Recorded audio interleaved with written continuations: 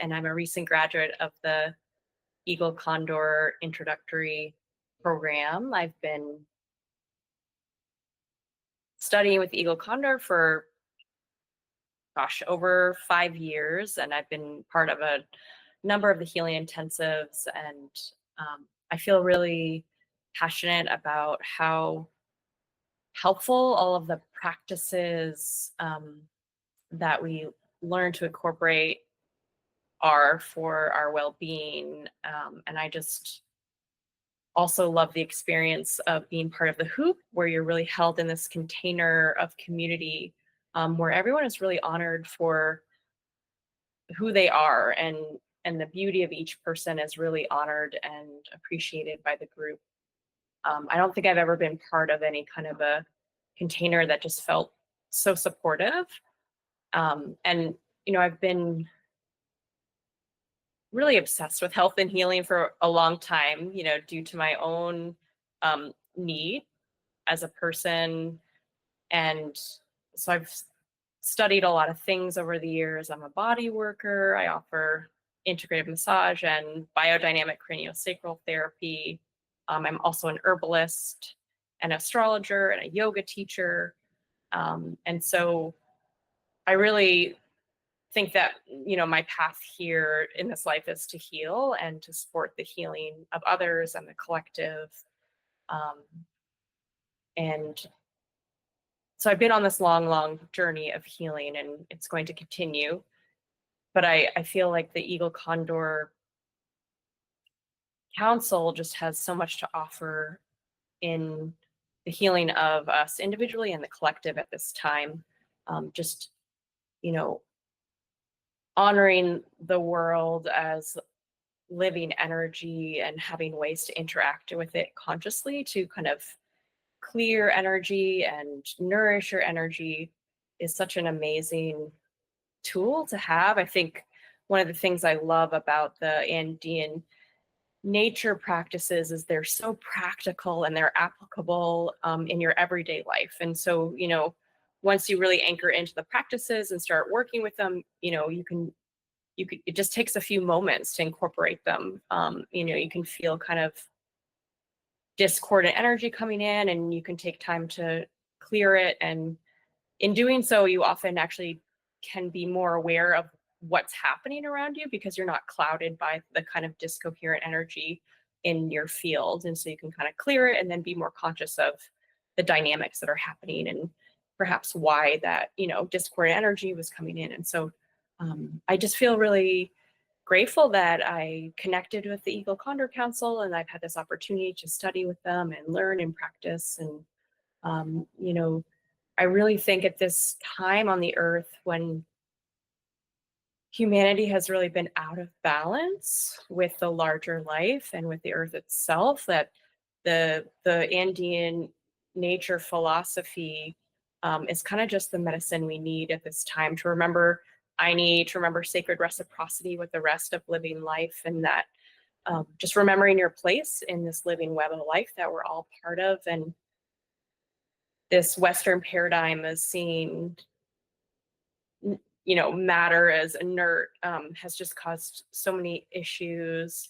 It's just really such a large misconception. And I think we're at this time where, science and spirituality are kind of catching up with each other.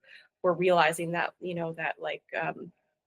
that space is not dead, it's alive with energy. And so, I think it's an exciting time. And I think it's really indigenous wisdom that is going to lead us forward in a good way. And all of our ancestors were indigenous people at some point, if we go further enough back in our lineage. And I think, learning how to kind of connect with that wisdom gives us a pathway for moving forward in a good way, and also a pathway for kind of healing trauma in our lineage. It's all connected, that continuum. And especially here in the States, where so many people were, displaced from their homelands and disconnected from their cultures of origin, where there was always practices and connection with land and place. And, cultures were always kind of birthed from direct connection with the land and the plants and the animals that people found themselves embedded with. And so many people in modern culture are just so disconnected from nature, disconnected from land, disconnected from place. And I think it leads to, I think, a lot of the symptoms we see in modern society of just being overly medicated or checking out through, different ways, whether it's drugs or overconsumption of media, or, I think there's like this huge hole in the heart of humanity at this time. And we have been so forced into the mental place, and it's really a time of like re-embodiment and coming back to the heart and remembering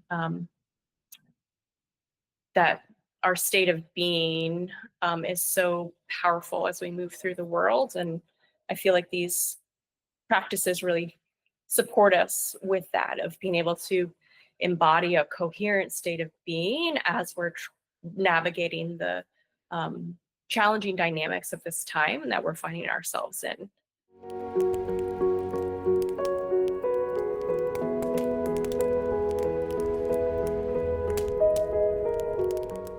I think that's the one thing you're allowed to do without permission. And actually, I was in the restroom yesterday, and there was a woman, and I ate some kombucha for her. I have no idea if it helped, because it was a very brief interaction, but it was just a cool moment of like, yeah, I can do that. I can do that for this person. And, it's just like, I think some of the greatest work we do in the world often goes unseen.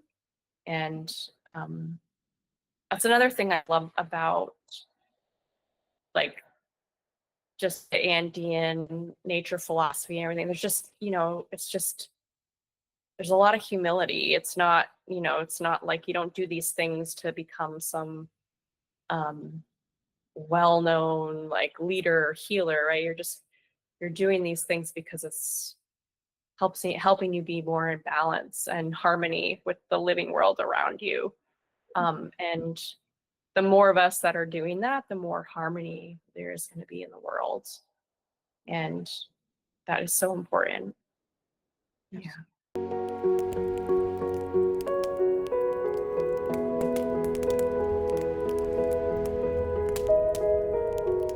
Idea, but it would be a really interesting, I think, piece to talk about how the Eagle Condor prophecy overlaps with the astrology that's happening at this time. I think that could be a really interesting piece to bring forward more.